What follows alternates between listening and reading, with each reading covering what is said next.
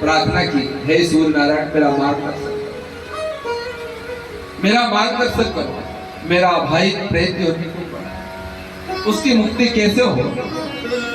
सूर्य नारायण भगवान प्रकट हुए और उन्होंने कहा, श्रीमद् भागवतान मुक्ति सप्ताहं वाचनं कुरु इति सूर्यवचा सर्वैः धर्मं रूपं तुवे श्रुतं।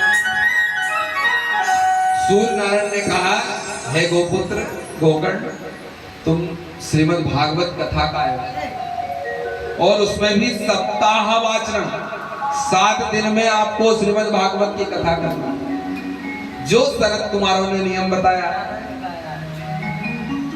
वैसे तुमको सप्ताह यज्ञ करना है।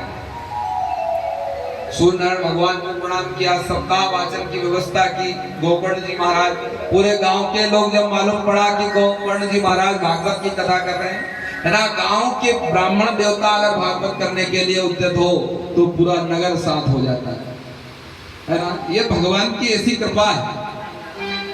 तो गांव के विप्र स्वरूप थे गोकर्ण जी महाराज जी ने भागवत जी का आयोजन किया और धुंधकारी के लिए भी एक आसन बिछाया कथा की। तो जो धुंधकारी प्रेत योनि में है इसलिए वो आसन पर बैठ नहीं पा रहा है,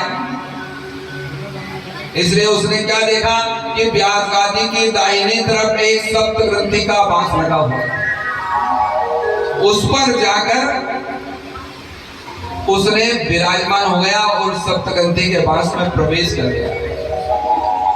गोकर्ण जी महाराज ने जयकारा लगाया और श्रीमद् भागवत कथा का प्रारंभ किया और जैसे ही शाम को कथा पूर्ण हुई और उन्होंने फिर जयकारा लगाया, बोले श्रीमद् भागवत भगवान की, तो एक ग्रंथि फट गई।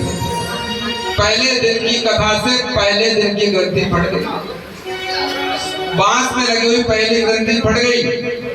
ऐसे ही पहले दिन, दूसरे दिन, तीसरे दिन, चौथे दिन, 5वें दिन, 6वें दिन, 7वें दिन, इसलिए 7 दिन की कथा है, क्योंकि 7वें से 8वां नहीं होता, हमें 7 ही दिन में जन्म लेना है ना। ये रविवार से लेकर शनिवार तक जितने भी दिन होते हैं, इन्हीं में से एक दिन हमारा जन्म होता है और इन्हीं में से एक दिन हमारी मृत्यु भी होती है, 8वां कुछ नहीं होता।